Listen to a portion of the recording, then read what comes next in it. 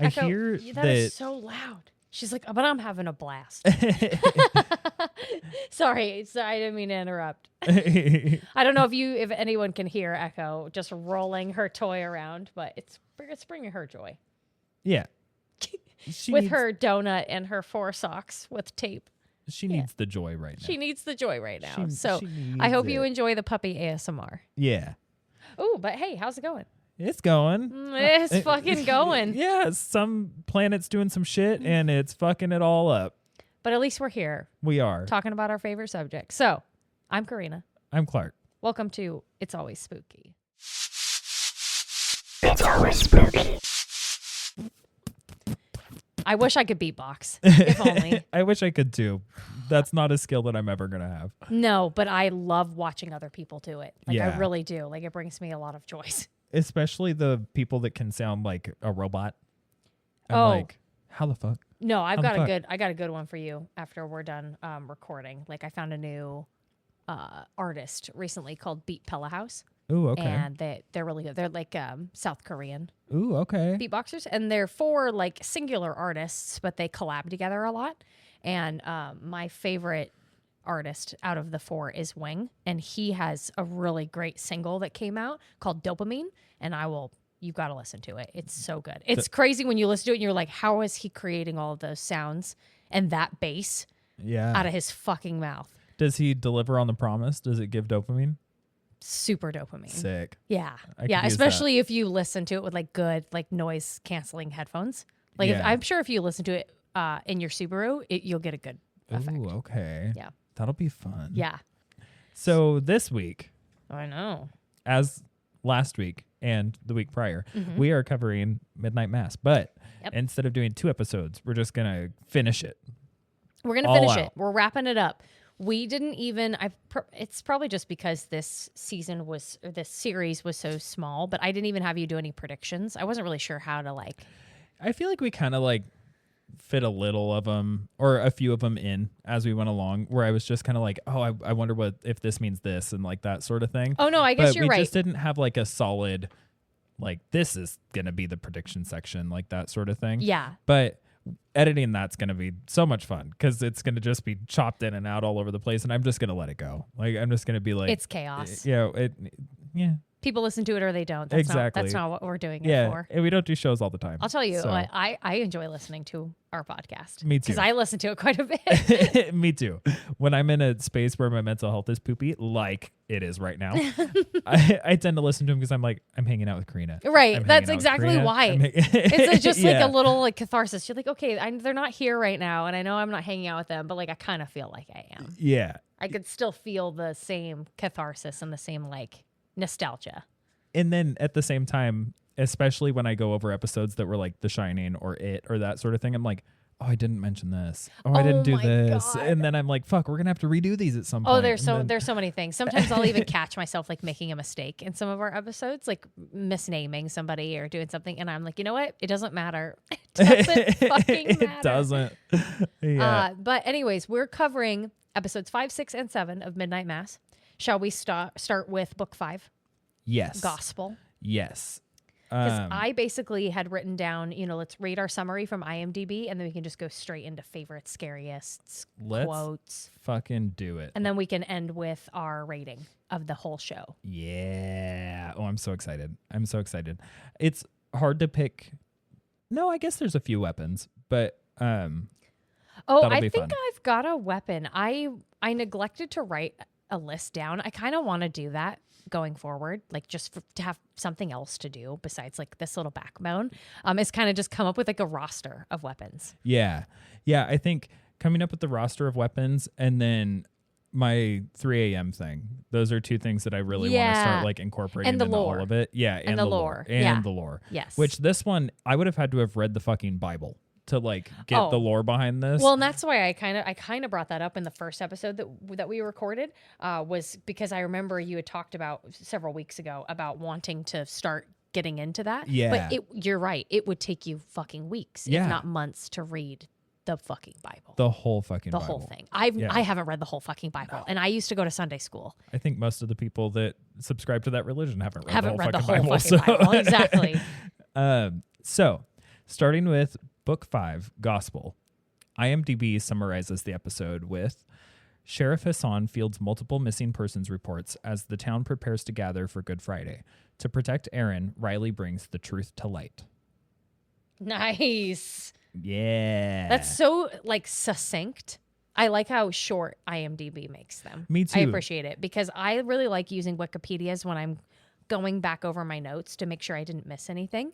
But it is, like, the Wikipedias are, they have a lot more in them. Yeah, they include like all of the plot lines that are happening. Right. And I feel like IMDb is like, okay, what are the two major motivators for these episodes? We're just going to add those two. Yeah. And it's going to be very light, like what we touch on, like the actual subject matter of what happens in the episode. Yeah. So in this episode, what would you say was your honorable mentions for favorite scenes? So for honorable mentions, I had really liked, well, one, I loved the scene where Father Paul is talking to Riley in the community center, and he's telling him about like the good news, right? And he brings Bev in to tempt Riley, and like Bev is initially like, "Are you sure?" And Paul's like, "Don't worry about it, I got him." And so she keeps coming closer, and Riley's like, I don't understand. I don't care. I just want to go home. Like, I don't want to be here. I just want to leave. And then he starts to notice, like he slows down for a second, and he can hear Bev's heartbeat across the way. And Paul keeps like beckoning her forward and forward and forward. And until Riley, like, kind of like the monster inside of him takes over and he tries to attack Bev. Yeah. And so it's like proving to Riley like this hunger that he's going to have. Specifically for blood. Yeah. So that was definitely an honorable mention. I also had that I liked how Riley demanded to know if when he and Father Paul were talking, if Father Paul partook in his blood when the angel attacked him. Yeah. And he specifically says, complete transparency, right? He's like, so when I was on the floor and that thing was eating me, did you like, join in? Yeah. Did you get some of that good? Exactly. Yeah. Uh-huh. And I like how he kind of like, he confronted him about it and he demanded an answer. And Father Paul's answer like was just very quick, very short. Like, yes, I did. So those are my two honorable mentions. I don't know if you want me to do my favorite. Yeah. I don't know if you want me to do my favorite just yet. Because I feel like our favorite's going to be the same. I don't know. It's not going to be the scariest. Mine's a pretty minor scene. Oh, okay. Well, okay. Yeah. Mine is not minor at all. My absolute favorite scene in this is Riley's farewell to Aaron. Oh yeah. It's the very end scene. I really like it because one, he takes Aaron out there to tell her the truth, and he knows that she's not going to believe him, right? And so he brought her out there so that she could physically see the truth in front of her eyes. She wouldn't be able to deny it. But when he finishes his story and she says, okay, if I believed all of that and that sounds fucking crazy, like, why did you tell me all of that and then bring me out into the middle of nowhere? Yeah. Right? We're like, why did you bring me out here where I'm all alone? Operating under the assumption of like, bring me out here to where I can't escape. Exactly. Yeah. And I like how Riley's answer was, I didn't come out here to hurt you or to scare you. I came out here so that I didn't have anywhere to run. Yeah. Because I'm not as strong as you are, and I don't want to be a monster. And so I'm really sorry that I have to do this to you. You're my best friend. I love you. Like, I've loved you my whole life, but like I have to leave. And so he knew that, like, and this is also confirming his dream that he's been having since the first episode of him being on the boat waiting for sunrise. And the last time he had it, Aaron was on the boat with him. Yeah. So the final part of that I really enjoy is when the sun comes up and he like flinches and he opens his eyes and he sees Tara Beth. Like, I fucking lost it. I was like, oh, he's dead. Yeah. He's dead. But at least like he got solace in that moment of like, she forgave him and they both like stood up and went into the afterlife together. I kind of like that moment of like her holding her hand out, him taking it, them standing up. And then that's when like we cut back to Aaron's point of view. Yeah. And then like, I watched the credits for that scene just to listen for how long she had a reaction for. And it was like a full minute and a half of just her screaming and crying. It was gut-wrenching. Gut-wrenching. Yeah. She played the hell out of that. It was brutal. Brutal. That was definitely mine because that was the one that like made me feel the most, right? Like the most impactful scene of that episode, truly. Yeah.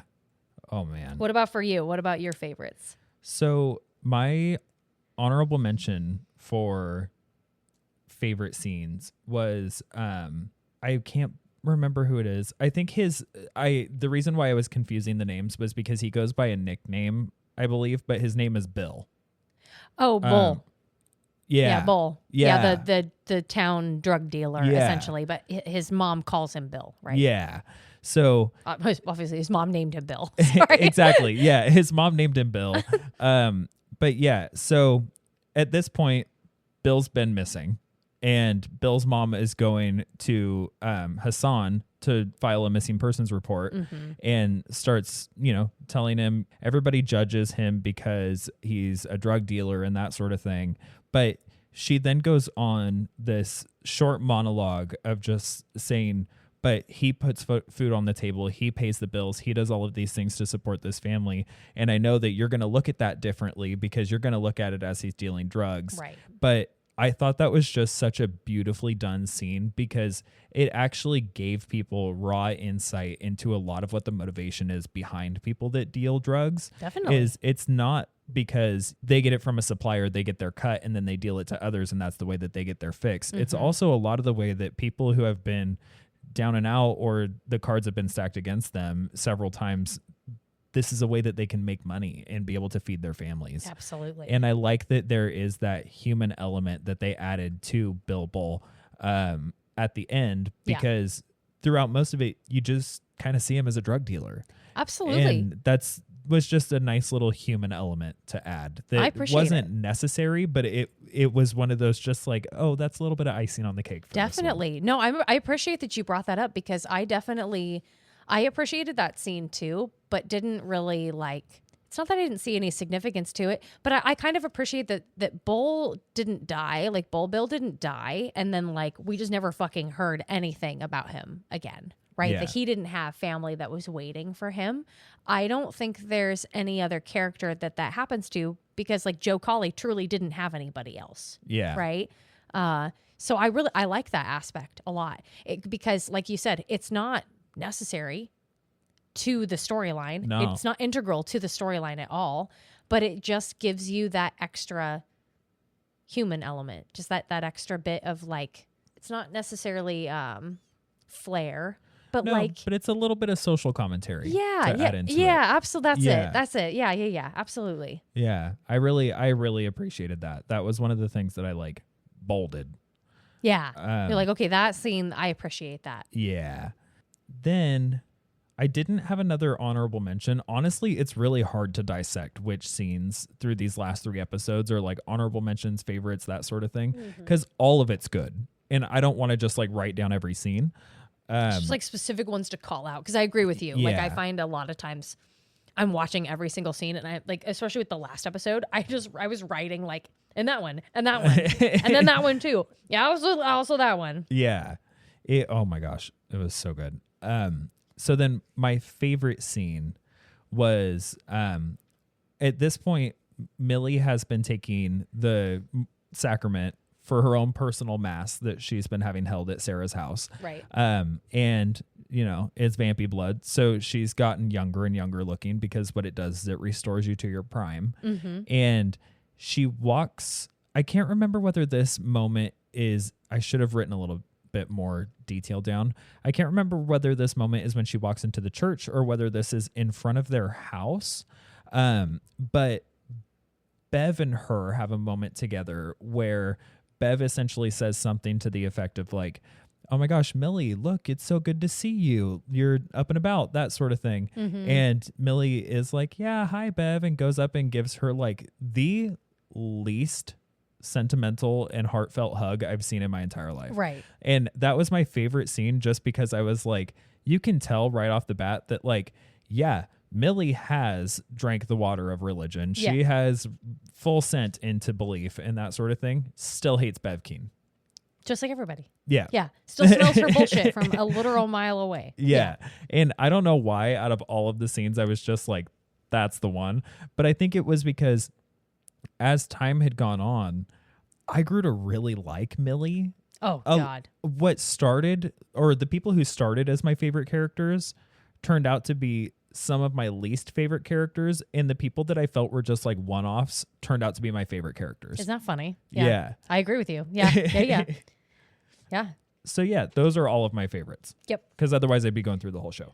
I know. I agree with you. I feel like I wrote more notes for every episode, right? Like every episode has more and more notes. Episode 5 has the least amount, but I still have a little bit for scariest. I have a couple of quotes too. Okay, cool. Do you want to go through? I did not write down any for scariest for this episode because I didn't really feel like there was much. You didn't have one? No. I do have one for episode 6. I have an honorable mention and a scariest for episode 6. For scariest, I had written Father Paul's God's Army speech because I have heard a speech very similar to that before in church. And it is definitely, I think I'd written down, it's plucked right from reality. It's so real that it's terrifying. Just this idea of emboldening a group of people to fight for a cause, to just like completely break down all barriers and to convert all people to your religion in the like doctrine that you're saving their souls. Yeah. Right? Because that's essentially what he's doing. Because that was the whole plan. Yeah. Right? Save the people of Crockett Island and then get on the ferries and go to the mainland and save everybody else.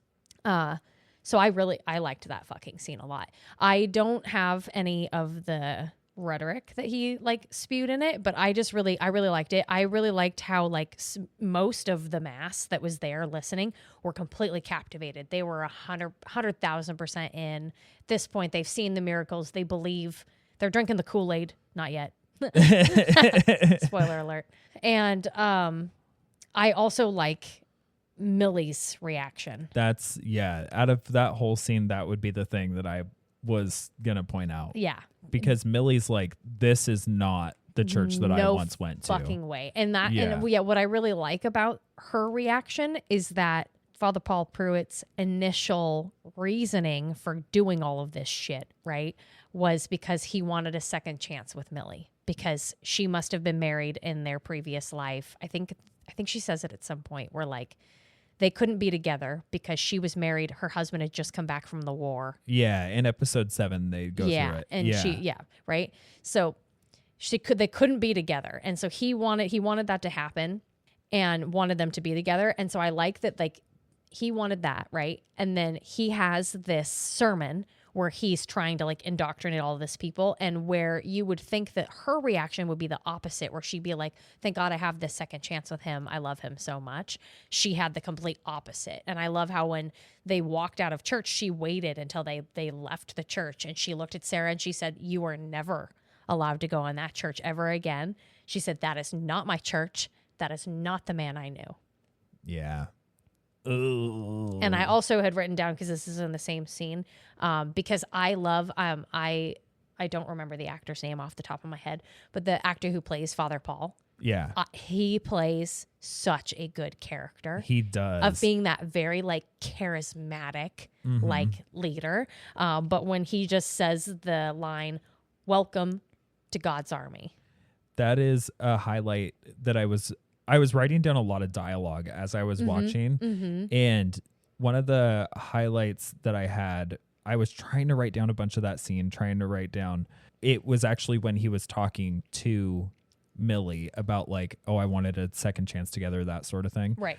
I wrote down, oh, wait, Father Paul actually did it with good intentions. What the fuck? Maybe. I don't know. I don't trust him. And then there's something I'm going to go over in a little bit. Yeah. He did so well with acting this character that at no point did I actually know whether or not I liked him or not. Like, I didn't like him for the good majority of the show because I didn't know what to think of him. Like, he just kind of seemed like a cult leader at this point. And he seemed like somebody who was like, oh, I'm risking everybody's lives just at the opportunity to like get my higher up sort of thing, you know? Get my, because, my sweetheart back. Well, right. and at that point we didn't even know. Yes. Like thinking about like in episodes like 4, 5, and 6, we had no idea what his intention was with this other than, I guess, let's just turn everybody into vampires. Right. Or this is my opportunity to ascend to a different level, but like all these people, whatever. And we learned a little bit more of the motives in 7, but I was just like, is he bad? Is he good? Is he bad? Is he good? And just kept going back and forth. And that is just a testament to that actor's ability to like, absolutely. Yeah, definitely. And I was talking just kind of on the same note. I was talking to Bree earlier about the show, and I was like, it is one thing when a director casts their like friends and family over and over and over again, because that's just like a nepotism sort of thing. Sure. It's another thing when Flanagan casts Kate Siegel and she fucking murders it every single time. Every time. Like that's a casting that's not just because they're married. That's a casting because he genuinely enjoys seeing her on the screen and doing what she does like a fucking phenom. Oh yeah. Like she is his muse. Yeah. Yeah. Definitely. Yeah. Well, is that everything that you have for book 5? Do you have any quotes you wanted to? I didn't have any that I wrote down for that one. Okay. We can move into book 6 then. Yeah. Oh my gosh, I'm so excited. Book 6, Acts of the Apostles. So, IMDb's summary for book 6, Acts of the Apostles, is a fervent Bev calls for faith the night of the Easter Vigil. Sarah reveals the results of a troubling experiment along with a sobering theory. So, this episode was the episode where Sarah became my favorite character. And she carried through to the end of the show as my favorite character. Yep.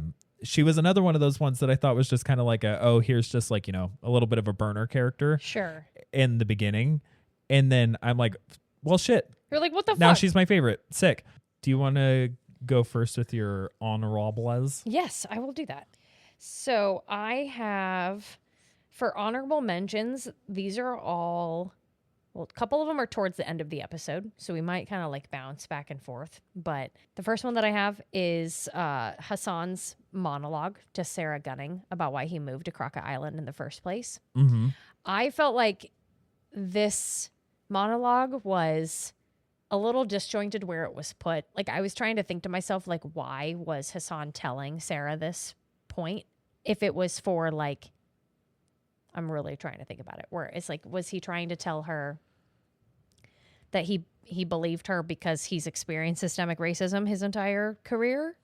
And he just came to Crockett Island as like a place to like run away from his problems essentially and have like a quiet place to be the only person in town to be able to take care of anything. Because like I appreciated the monologue, but the only part of it that confused me was just like why it was placed here. So I think the reason why it was placed there, it was like, it was showing, basically the reason why he moved there. Mm-hmm. But I think the motive behind it was more so that in the thick of that dialogue, he says something about they were putting people that look like me into power because they wanted us to be able to act on people who look like me. Right. And just trying to create a parallel there to where he felt like they could break some sort of privacy that any sort of terrorists or whatever would be trying to uphold, right? Because it's somebody who looks like them.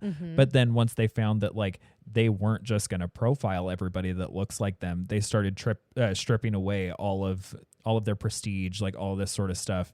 And so he was getting into a spot where he was just like lowering and lowering in the ranks.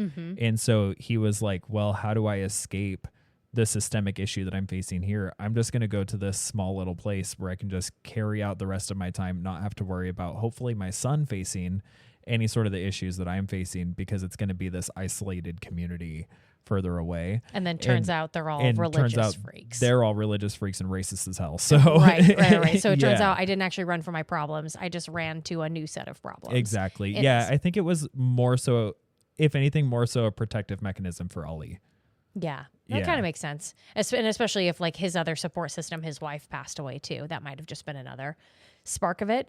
To further your point too, and I think another reason that he had brought up was that after 9/11 had happened, Hassan wanted to serve America, even though I don't remember if he had said he was born here or not. Yeah, and it doesn't matter. But like he felt that like same calling that a lot of other people did, even though, you know, like he didn't necessarily need to. And it sucks that he faced that calling and like charged at it head on and did his duty to like make the world a better place and was treated as badly as he was. And he said something about how like they wanted us on the police force because we had intel that they didn't have. Exactly. We were telling them about like our people's culture, essentially. Yeah. To help them. And then at some point they probably realized like, what if we're just infiltrating their ranks too? Yeah. And so at that point it was like, oh yeah, you're doing really good at your job, but you're not going to get any more promotions. We're not going to give you any more power. In fact, we're going to start giving you these really shitty, you know, positions in these really crappy neighborhoods where hopefully some, you know, he doesn't lay this pretext. This is me laying it, but like, hopefully something bad happens to you. Exactly. Then, you know, yeah, we're going to kick you down a few ranks, put you into a place of potentially poverty and be like, well, we'll see what happens. Yeah, exactly. So I appreciated it as that layer of social commentary. Yeah. Right? Like I feel like a lot of people, when I was like reading reviews for this, really hated a lot of those monologues. They just really like they felt like it pulled them out of whatever they were watching. But I really appreciate them because it is truly a moment for, because even if it doesn't feel natural in terms of like how a conversation would go, it's a narrative that's being told. It's like a very specific like part of theater that's being told. I feel like a lot of the people that have that sort of commentary about those monologues and kind of a little bit more of the societal commentary, I feel like a lot of those people are probably also people that like don't like reading Stephen King. Yeah. Because it's very much so character building versus plot building, and a lot of people don't like that. Like they just want storyline. Get to cut to the chase. And I'm like, if something's only storyline, there's no depth to it. Mm-hmm. You want that commentary. Absolutely. You want something that's going to challenge viewpoints and something that's going to like bring you further into the world rather than just, well, here's something that happened in this fictional place. Yeah. Have at it. Absolutely. Yeah. Yeah. Or like it has to be like a domino effect. One thing has to immediately lead into the next thing, into the next one. Yeah. Right. Which I think Flanagan does a really good job of doing both of those things simultaneously. Definitely. Because there's not a lot of slow parts. Actually, I can't think of any slow parts in this show. No, it's 7 episodes long. Like it does not drag. No. At all. No. Not in the slightest. So some of the other honorable mentions that I have was 2 shootings, honestly. When both Mildred and Aaron get the gun, Mildred shoots Father Pruitt. And I was like, fucking hell yeah. Fucking hell yeah. Uh-huh. And then when Aaron shoots Bev. It's like, well, what's that gonna accomplish, Aaron Green? It's gonna get you like 5 minutes ahead time. Bang.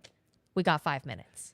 That right there is my favorite scene. That's it. I kind of figured that was going to be your favorite scene. I loved it. Do you want to expand on it a little bit more? I don't know if we want to explain like the entire scene, because like I have some parts of that scene that are in my scariest. You know what I'm saying? We might as well wait and like we can expand on it when we go through your scariest. Yeah. Because I was going to say like what you could do is you could start it from like when those 5 people go through that door. Yeah. When they're just like on the other side of the door and they like see Bev. Right? Yeah. You could go from there if you wanted to. Yeah. We could go from there. So it's Aaron, Sarah, Ed. No, not Ed. Annie. Warren. Yeah. Aaron, Sarah, Annie, Warren, and Lisa. And it was Hassan. Yeah, Sheriff Hassan. Yeah. It's Sheriff Hassan. It's Annie and Warren, Lisa, Sarah, Aaron. Yeah, I think that's everybody. It's like 4 adults and then the 2 teenagers. Yeah. Right? Is that right? Yeah. So these 6 people have just watched everybody drink the Kool-Aid and then die. Mm-hmm. And then some of them already start coming back up. And rather than doing what we find out was Father Paul's initial intention of like, oh, well, you know, certain people are going to be okay, but we're not going to kill everybody else. We're going to we're going to figure this out. Right. They just start eating and just taking out everybody that wasn't resurrected as a vampy. And so these 6 go to escape, and they go through, I know there's an actual like technical term for what it's just one of the side doors in the back of the church. Yeah. Right. Because the front doors were closed. Sturge closed them right when the thing happened, when the conversion happened. Yeah. And I know there's a name for that room, some sort of bullshit. But they essentially go through backstage and they're trying to figure out what they're going to do because they're trying to just get out. And they look over, and who's blocking the door? Bev Keane. And so Bev is standing there, and Aaron grabs the gun and is pointing it at Bev. And Bev is like, you can do that, Aaron, but you know it's only going to be 5 minutes and then I'm going to be back. And Aaron shoots the ever-living shit out of her and then says, we have 5 minutes. Yeah. And then they just turn around and go. They just leave. And it's fucking chef's kiss. It was so good. So good. Yep. So then my absolute favorite scene is when Aaron, it's the beginning of episode 6. Aaron has just watched Riley die, and she brushes the ashes off of the bench that he was sitting on, and she rows back to the mainland. And the first place that she goes is to Sarah's house. Yeah. And she says, Sarah, I need your help. And so she goes in and she tells Sarah what happened. And Sarah's like, okay, you're telling me that you and Riley Flynn went out into a boat into the middle of the night, and then he burst into flames in the sunlight. And she's like, yeah, and you probably think that I'm fucking batshit crazy because, like, I just heard it come out of my mouth, and I also think it's fucking batshit crazy. And Sarah says, yeah, I'll tell you, it does sound pretty crazy, but I have to show you something. And so they go into the other room, and Sarah is telling her about this theory that she has and how she's been like kind of keeping it on the down low for the last couple of like weeks because she didn't really have any like way to confirm that her theory was correct. But she's been watching her mom like slowly get better, like over this time of like taking communion. She didn't equate it to taking communion, right? But she's just been noticing like her mom's getting better. And so she's been taking blood samples. She took a blood sample for Aaron too. And so she has this really great line where she was like, I wish I could pull it up for you because I want to read the whole thing. I have the dialogue. Oh, fucking fantastic. Yeah, please I read found it it for me because like I love it so much. That was my favorite scene. Yeah. Or no, that's my honorable mention. Yes. My favorite was Sarah shooting Aaron shooting the fuck out of Bev Keane. I'll just read through the dialogue and then we can cut out whichever parts we want to. Yeah. So Aaron knocks at the door and Sarah says, Aaron. And then Aaron says, I need your help. And she goes through and there's an interjection with some scenery that goes on there. But then she says, and now you think I'm crazy because I just heard that come out of my mouth and I think I'm crazy. And Sarah says, yeah, it sounds crazy. Have you ever heard of Ignaz Semmelweis? Goes through the story of this guy who essentially he was a scientist. He was a surgeon, and he came up with the idea because he kept seeing more and more deaths in the operating room especially when women were having babies, kept seeing more and more deaths and the mortality rate was skyrocketing. And so he was like, well, what if we do like an antibacterial wash before we're in the OR? Yeah. And the scientific community essentially shunned him and absolutely ostracized him for this idea and institutionalized him because they thought that this was all bullshit. And when they stopped doing it after they institutionalized him, then the death rate went back up again. And yeah, because it had dropped after he had recommended this like chlorine wash. Exactly. Right. And so she's drawing the parallel of like, well, yeah, this sounds crazy, but this also sounded crazy and it turned out to be entirely true. Right. And so she goes through that whole thing. And then this is starting with Sarah talking. Let me tell you something crazy while we're at it.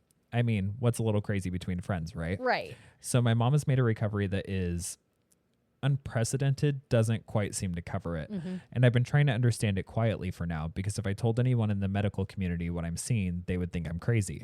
They would think I'm fucking insane. So I've been running tests, lots of tests, which means taking blood to send to the mainland for analysis, but I haven't seen them yet because I keep doing this just to see it again. That's the thing about science. It deals in what's observable, testable, repeatable.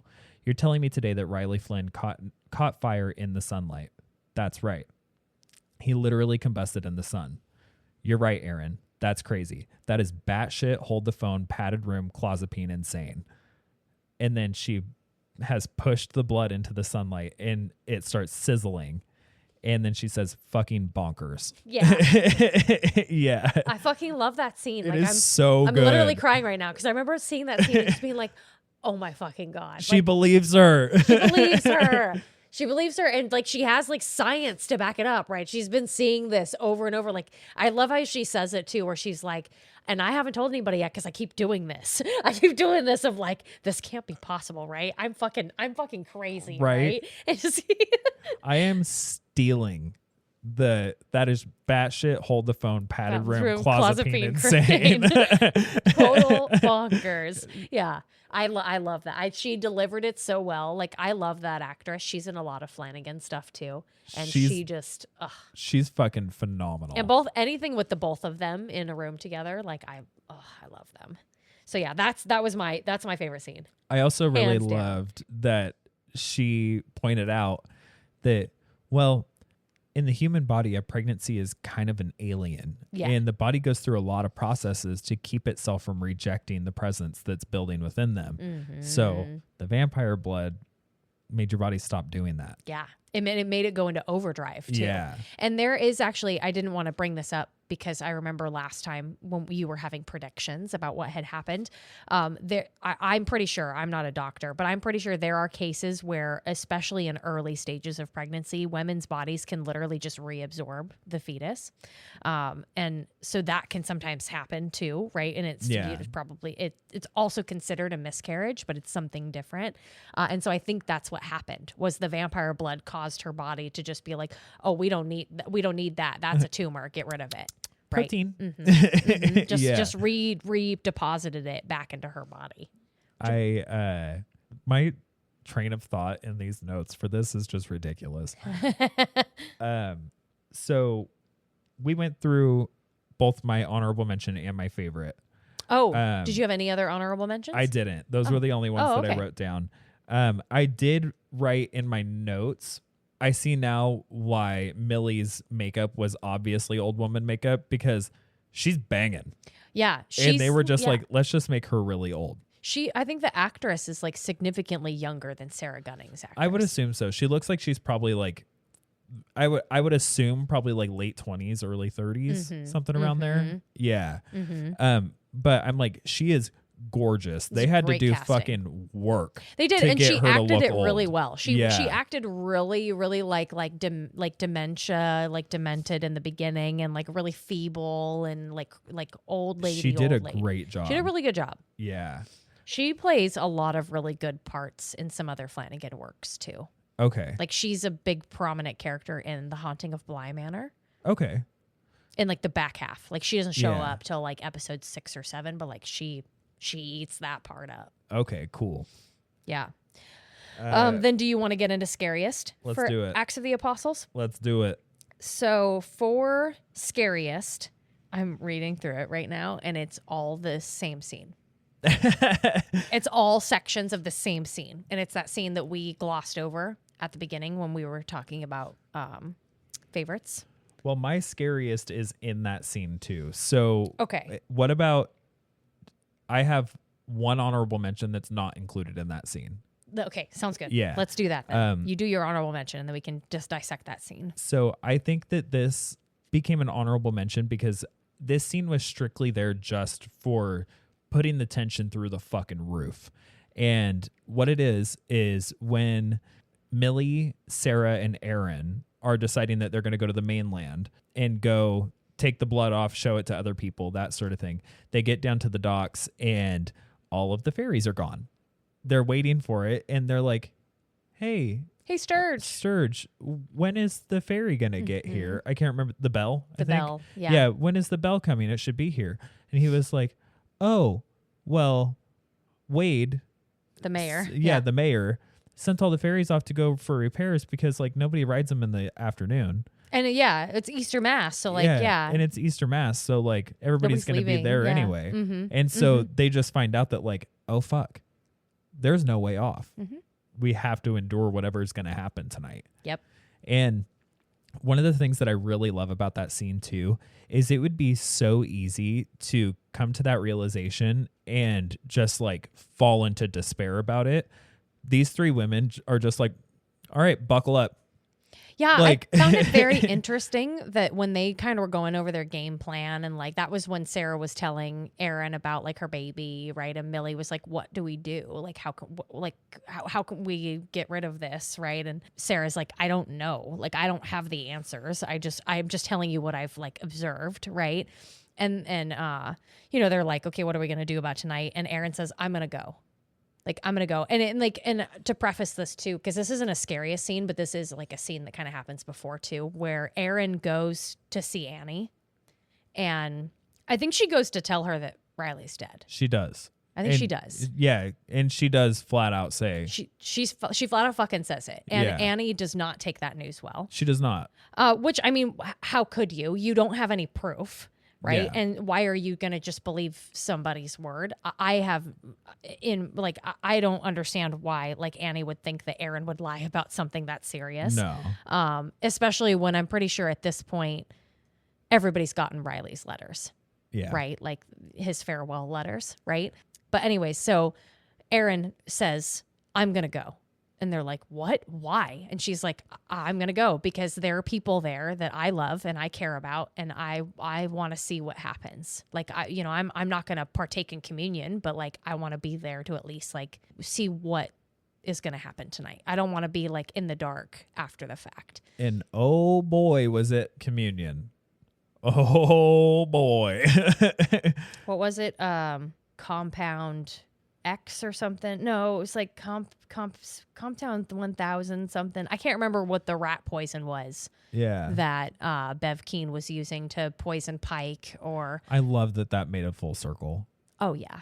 Yeah. I actually kind of liked when they pan to it to make this very clear exposition of like they poisoned the fucking communion wine.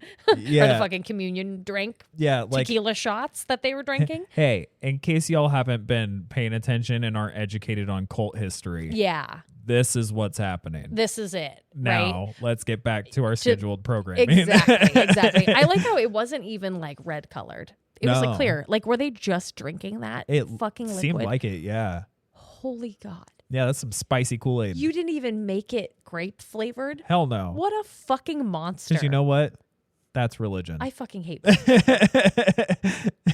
Fucking, that's so gross. And I know it wasn't just Bev's decision, but like, damn. Maybe it was Bev's decision. That was her favorite compound. But anyways. Hey, you know what? Salvation doesn't always taste good. Yeah, true. Guess it tastes like rat poison. Sometimes it tastes like rat poison. Yeah. Yep. So, I mean, we really only have the scene to dissect now. I'm gonna describe it, and then I can go through my honorable mentions and stuff. So, this scene that happens, it's Easter Sunday, right? So it's Easter Mass, which is happening at midnight. Dun dun. We have come to the title of the show. That's the name of the movie. So, midnight Easter Mass is going to look very different, ladies and gentlemen, because it's Resurrection Day. We're going to see a miracle. A miracle in action. And actually, I will get into one of my honorable mentions right now. It's when Father Paul is talking to everybody about how they've seen all of the miracles.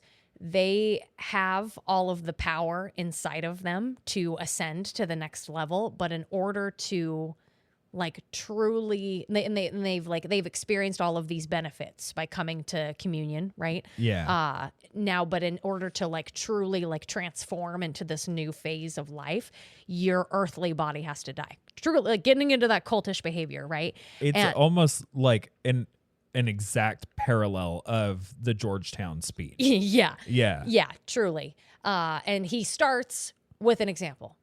Sturge. So he calls Sturge up and he tells Sturge, like, you know, are you ready? Like, and he's like, yes, I am. And so he gives him the little shot glass of the compound 90, and Sturge drinks it. And Father Paul's like, I'm with you. I'm here for you. Like, everything's going to be okay. And then very quickly, Sturge starts to have a very violent reaction to this rat poison where he like vomits up like blus foam. Right. And then like starts convulsing. He's having a very awful time. Yeah. I think it takes him like a full 3 or 4 minutes to fucking die. Yeah. And it looks awful. And the whole time, like, you know, everybody's obviously having like a pretty visceral, like awful reaction. And Father Paul's just like, it's okay, Faith. Have faith. We have faith. It's okay. It's okay. While he's fucking like choking on his own, like. And mind you, this is all, they've cut off the power to the island. They've cut off the cell towers. So this is all candle lit. Yes. That they're watching this. Well, yeah, it's midnight too. It's the middle of the night. Yeah, there's no lighting. Yep. Yeah. So this is like truly the right setting. Sturge dies. And you know, like some people are freaking out, right? Yeah. But he's like, just wait, everything's gonna be fine. And at this point, Hassan has seen enough because Hassan came to this fucking shit too because Ali begged him to. He's like, please just come, like, see what it's all about. Like, you don't have to take part of communion. Like, just please, like, I want you to experience it. And Hassan relented, but at this point, he's like, fuck this shit, I'm out. And he grabs Ali. Ali doesn't want to go, but he's leaving. And this is another one of my honorable mentions because I love how the angel does what he fucking wants. Yeah. Right? Because Father Paul wasn't expecting him to show up in this moment, right? No. But I just kind of like how when Hassan grabs Ali and they start to leave and they walk towards the back doors and the fucking angel's just standing there. Yep. Just like towering over. He's also in a gold chasuble. He's just standing over the door. His eyes are all reflective. And Hassan just stops like, what the fuck? And everybody else notices it too. And they start to get upset. And Father Paul just uses it like, look, and the Lord said that the angel would come and that we would be terrified. Right? He just like immediately pivots to it. Yeah. And it makes Hassan like kind of like back away like, oh my God, like what's happening? Right? And that's when Ali breaks away. And I'm going to get to my scariest before my last honorable mention. And just the way this scene is going. I will say what I want to parallel with this also is that Father Paul is honestly saving ass in this moment, being like, oh, and there he is. The angel has come upon us. When in reality, I think the angel going rogue in this moment is actually the moment that he realizes, oh shit, I fucked up. Like, I think. You think so? I think I feel like it was after that point. I think it's like the first notch in it. Yeah. Because he definitely was surprised. I think he thought that I think all the way up until this point, I think he was under the impression that he had this under control and like this was in his power. I agree with you. And that there was some level of consent that was involved. Exactly. There was not a locking of the doors and preventing people from leaving and eating the people who didn't partake in it. Yeah. I agree and I with think you. when the eating happens, that's when it's really where he's like, oh, fuck. Oh, no. Yeah. And it's hindsight 2020. I don't know why you didn't fucking think about that. Yeah. Because like, why would you think that 100% of those people would be in? Yeah. Right? Because if you're thinking about it, not all of those people have been coming to mass. So they don't have the blood in them. Right? So like, you can't even really use that as an excuse. But anyways, I appreciate you bringing in that parallel though. The way this is kind of going, I think I'm going to get into my scariest because it's kind of leading into this section here. So it's because it's after Hassan is kind of backing away from the angel that Ali breaks away and he goes, I'm going to do this. Like, I'm sorry, Dad. He runs to Bev, right? He takes the glass and Hassan gets taken down. Everyone's like, put the gun down. Like, you're not going to do anything. And he shoots in the air. He's like, I'm fucking serious. Don't come near me. Don't come near my son. And he gets grabbed, right? He gets like grabbed by like 3 or 4 dudes.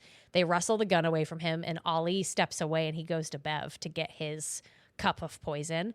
And that's my scariest scene is like poor Hassan's reaction. Yeah. To watching Ali die. I think, my moment in that was, oh my God, they're all in on it. Oh my God, they're going to drink the Kool-Aid. Poor Ali. Poor Ali. Good job, Millie. And then right. Yeah, right. So that was definitely my scariest scene. And then my last honorable mention that I had was when like people are starting to drink it is Lisa's parents both encouraging Lisa to drink while they're drinking. Yeah, imagine encouraging your daughter to kill herself. Yeah. And just her poor, like, innocent reaction of, like, no, please stop. Like, don't do it, right? And they both are like, it's okay. Like, we're going to do it. It's fine. Like, here you go. Like, yeah. I'm glad they didn't force her to do it.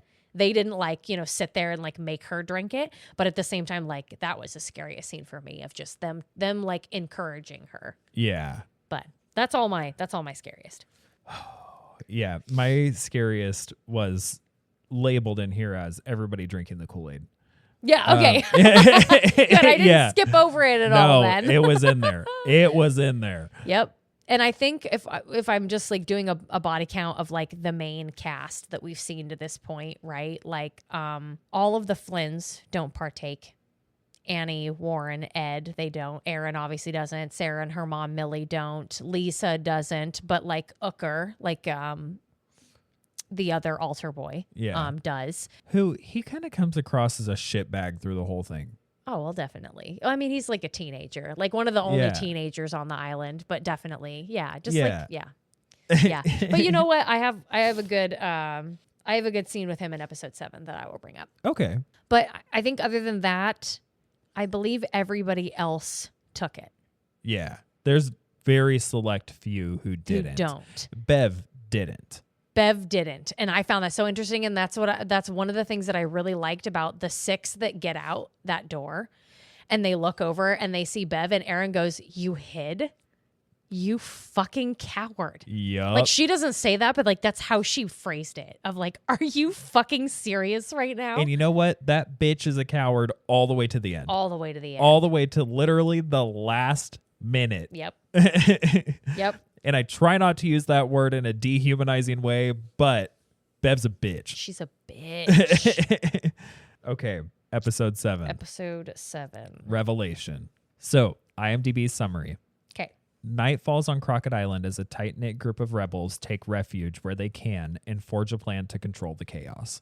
Damn, that is really short. That is really short. Wow. For like everything that's in this goddamn episode. Yeah, fuck IMDb, pop off. Whew. All right. This episode gets an 8.1 out of 10 on its own. Which this episode is fucking fire. It is not even the highest rated episode. The highest rated episode was Acts of the Apostles. Really? Was the one right before it? Yeah. I would have guessed it was 4. Yeah. 4 got an 8.0. So for book 7, do you want me to do faves again? Before we get into episode 7, I want to mention one of the notes that I wrote very first. Actually, it is the first note that I wrote down, which was, what the fuck did you make me watch, Karina?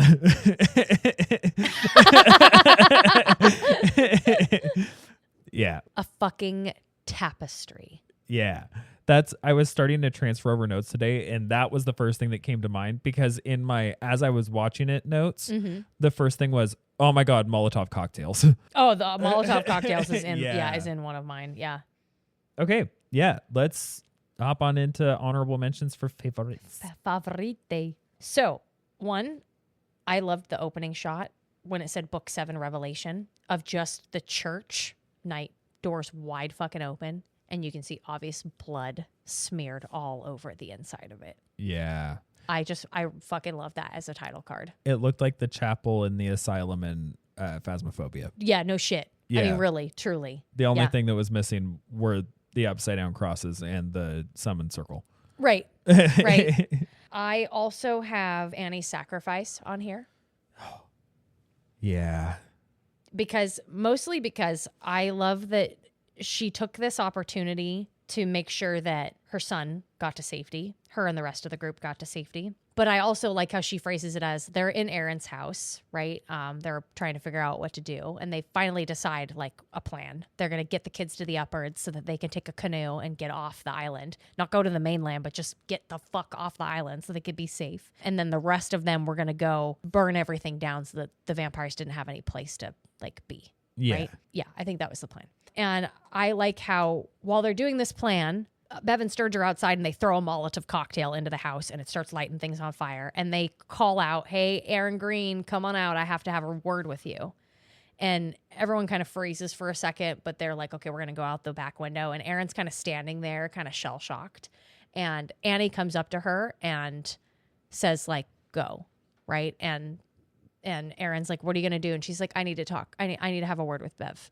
Right. Like you need to leave. Right. And Warren doesn't want to go, but they help get him out. Like she says, Warren, I love you, but I need you to go. Right. It's quite obvious at this moment, like she's going to go do something and sacrifice herself. So she goes out and she stands up to both Sturge and Bev, and Bev's like, we don't have any quarrel with you, Annie Flynn. Like you're a beloved member of our church. Like I just want to talk to Aaron. And she's like, well, she's in there. There's 2 children too. Right. And Bev's like, we're not going to hurt the children. We don't care about them. Right. Like they were already saved. Right. And I just love how Annie just says, like, Bev, I need to tell you something. Like, and I really need you to listen to me right now. She says, you're not a good person. And she says, God doesn't love you more than he loves anybody else. Right. Yeah. And I love when Bev tries to throw something back in Annie's face where she was like, well, I don't want to like throw any shade or anything, but your son is like a murderer and like, a defiler. I don't remember what she calls him. Yeah. She calls him a couple of things. Yeah. She says something to the effect of like, yeah, I don't want to speak ill of the dead, but your alcoholic son did murder somebody and like that sort of thing. Right. Yeah. And Annie comes back with, and God loves him just as much as he loves you. And you must hate that. Yeah. You must hate that. Oh, it's so satisfying. It makes me so happy. And I love how she started with like, you're not a good person. I know deep down in your heart of hearts, you think that you're a good person because you go around and you spit and you hem-haw and you talk about how great God is and how good the Bible is. But like and he still loves you. Like, I'm not trying to say you're a bad person and God doesn't love you. I'm saying he still loves you, even though you're a shitbag of a person. Yeah. Oh, it was so satisfying. It felt so good. Yeah. The catharsis I felt from that little tiny monologue was great. And then Bev turns and says, she's stalling. Yeah. Check the back. Right. And that's when Annie, like, she stabs herself in the throat because she knows that, like, they won't be able to stop themselves. No. And they don't. They try initially to be like, oh, no, you'll be okay. It'll only be a couple of minutes and then you'll be back up. And then they just, like, Then there's the oddly erotic Bev's fingers in the blood moment. Yeah. Like just like a bear at a honey pot. Just like full, like. Yeah. Stick your fingers all the way to your third digit down. Yeah, she was fucking 3 knuckles deep in her own mouth. Okay. Oh, God. Woo! Okay, I had the aerial shot of lighting the boats on fire. Oh, it was so good. It was so good. It just in comparison to like Bev and Sturge lighting the houses on fire, and then you just see like the rest of like the marina just go up, and it just looked so pretty. I was like, that was a good shot. That was beautiful. I appreciated that. I also had the father-daughter moment when everybody's outside, right? And Bev and Sturge have lit all the other houses on fire. And they're like, the church is the last vestibule. Everybody is welcome. Except for you, Howard, because you never came to daily mass and you slaughtered your whole family. And fuck you, Howard. That's Mrs. Bev talking. Yeah. And Father Paul goes, absolutely not. All are welcome in the house of God. Everybody get inside. And then he walks up the stairs and he sees Sarah throwing the fucking gasoline can like around the fuse, like, and then they like make eye contact, right? And she kind of straightens up for a second, and he's like, I've never been more proud of you. Yep. Like, right? Like he says, I'm so sorry. Like I never told you, like, your mom and I, like we loved you so much and all the stuff, right? And she says like, yeah, I wanted that too. Like I wanted us to be a happy family too, right? And he says like, go out the back, like, and he goes to grab the like, the candelabra to throw it over. Yeah. This. Do you want me to say it? Yeah, this scene broke my heart. It broke my heart too. Yeah. And I'll tell you, like the first time I watched it, and then the most recent time I watched it, I'm thinking to myself, I'm like, you're fucking wasting too much time. You literally should have you should have come up to the top of the stairs and been like, proud of you, kid. Now get the fuck out of here. And then thrown it down and just lit it on fire. Absolutely. Because them talking back and forth and having that like real bro moment got her killed. It did. So Sturge comes up, shoots her right in the fucking chest, gets her, and she falls down. And Father Paul, I mean, I do like this moment, I will tell you, of when he turns around, he attacks Sturge. And he kind of like does it for a second and then he kind of like stops. And he looks at Millie and he doesn't even say anything. He just goes to walk back into the church and she follows him, sees Sarah, and they both go and they try and turn her, but she rejects it. She refuses to take it. And so Millie says, like, when she was a little girl, her favorite place was the bridge down by the creek. And so he picks Sarah's body up. And he and Millie walk out. Father Paul walk out. And as they're walking past, Millie throws the candelabra down and lights the church on fire. Yeah. Oh, that scene. And that's just my fucking honorable mentions for favorite. Oh, that was my favorite scene. That's your favorite? Yeah. Is there anything else you wanted to talk about in that? No, that pretty well covers it. That was one of, if not the most emotional scene in this like whole series for me. I was like crocodile tears at that moment. Oh yeah. Full because there's tears. So many elements at play in there. You can see Father Paul has made his turnaround. Like he is now regretting what he did, and he is actually encouraging Sarah to burn it all down. This all needs to end. This needs to end. Yeah. Yeah. And so you can see that he's made his full redemption arc. Definitely. At that point. You see Millie losing like literally what she calls her heart and soul, her daughter. Yeah. You see her acknowledging that she's losing her because Sarah refuses to be turned. Yeah. And you get to see Sarah be one of the truly most honorable people in this entire show. Yep. From beginning to end.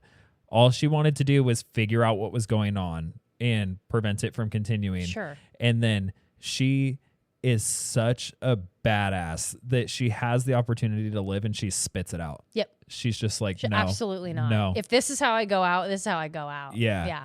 And then just to see that moment of like the family all together and them taking her to her favorite spot, like it, and then them dying there with her. Yeah. It was just so beautiful. It was so beautiful. So like it was beautiful. so poetic. Like, yes, it sucked that she died, but it gave this beautiful wraparound here. Yeah. Right? Like it told its own story. And Sarah fucking died a hero too. Yeah. Like truly. Sarah's MVP. There's a lot of MVPs. Actually, it's like Aaron is it's MVP. It's that like SEAL Team 6. Yeah. And then Ali. Yeah. It's that SEAL Team 6 and Ali. And then maybe like Father Paul and Millie, obviously, right? Yeah. Because like they were kind of on the outskirts, but still very much played a role in making sure that like the good guys did win. Yeah. Yeah. My favorite scene? I do have two other favorites that I wrote down. Like honorable mentions? Well, I couldn't decide on a favorite. So I had three. But that was my first one for sure. My favorite scene is 4 words. Bev alone, full ostrich. Yeah. Literally my favorite scene of probably the whole show. Yeah. Is fucking Bev all by her fucking self. There's nowhere else to go.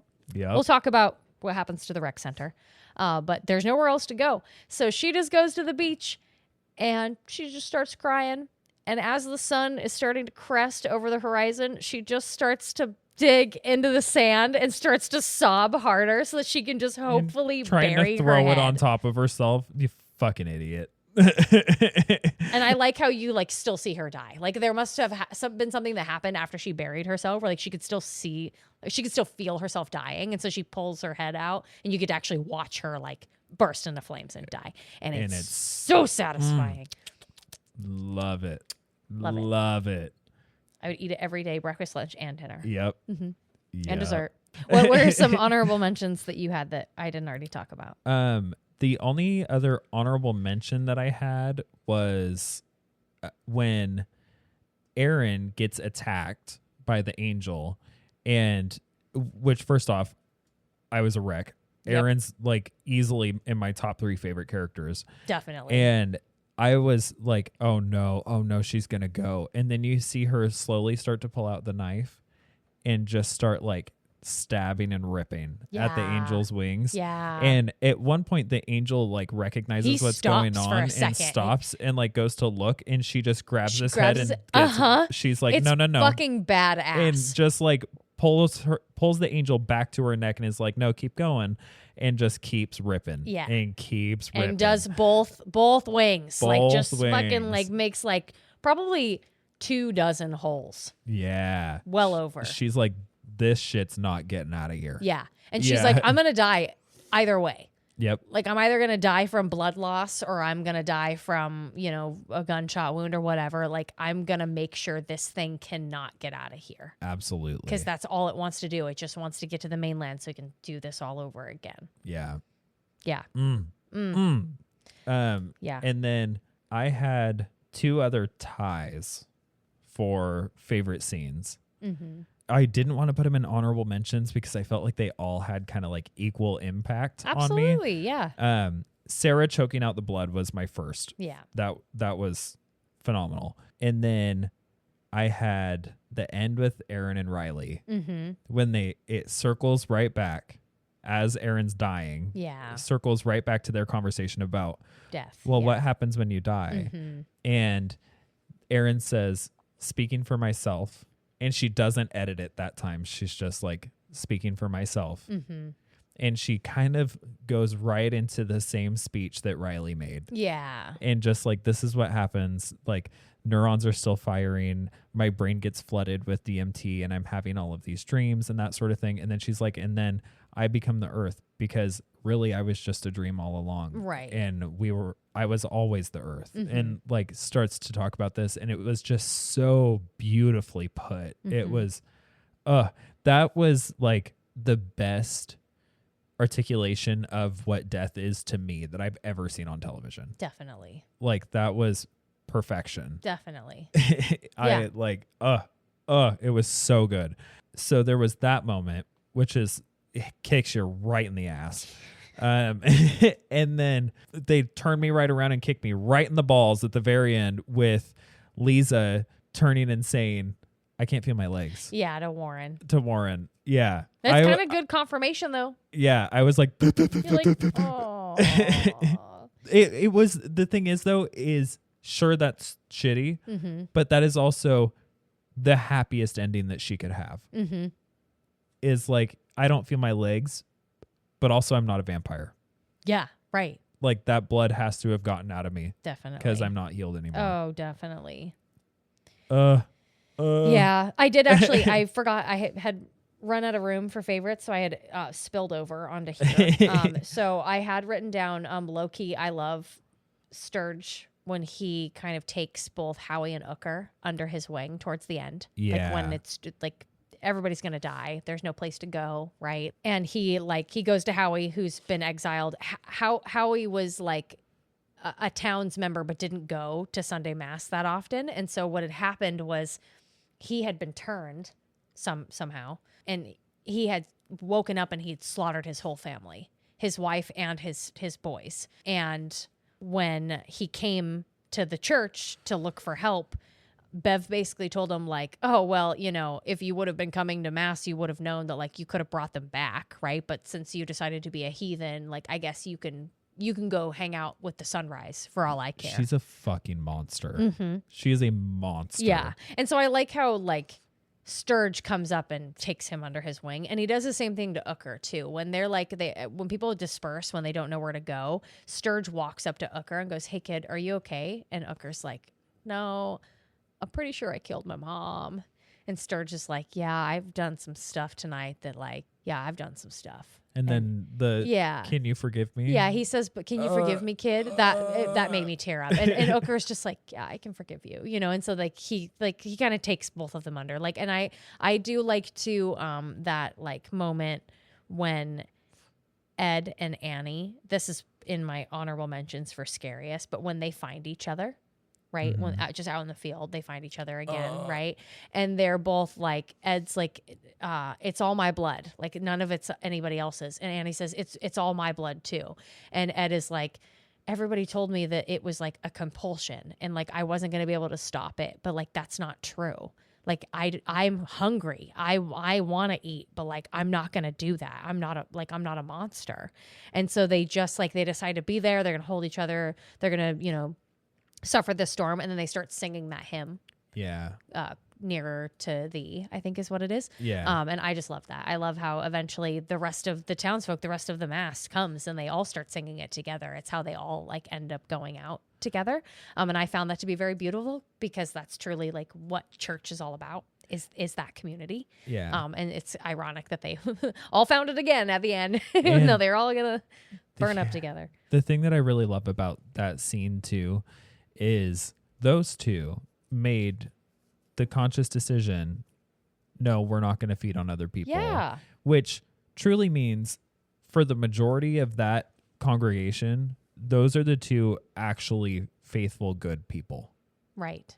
The majority of everybody else, the second that they had a nanosecond to turn on somebody, they did it. They took it. They did it. Yeah.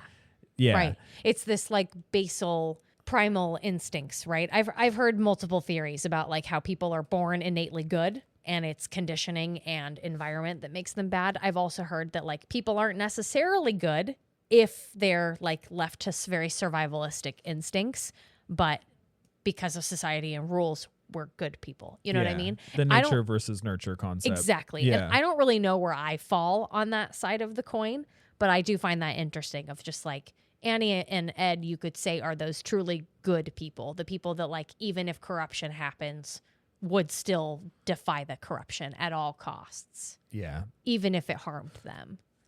Yeah. And I am curious because I don't think they ever circle back around to it. There's a moment, I believe it's in the last episode, where Ed is kind of falling under the assumption of believing that Riley just went on a bender. Or like left to the mainland and just ran. Either went on a bender or killed himself. It was one of the two. Yeah. Yeah. And I think they don't explicitly say it or anything. Yeah. But once everything starts happening, I think part of what brings him around to a little bit more of a like calm demeanor is probably, oh, this is what happened. Yeah. He like fully realizes.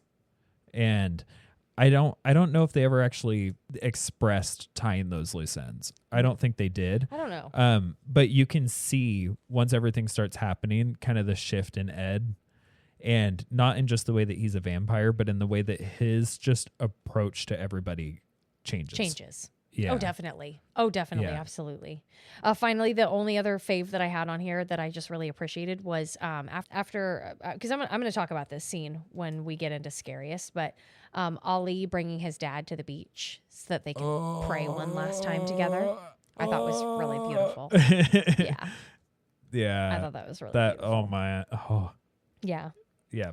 Yeah. I cried for so much of this. So much of this. So much of episode 7. Definitely cried.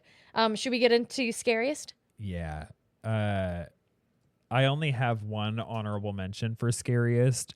I think I've got a few more we can chat about. One Scariest. Or my only Scariest. Yeah. That's okay. Why don't you go first then?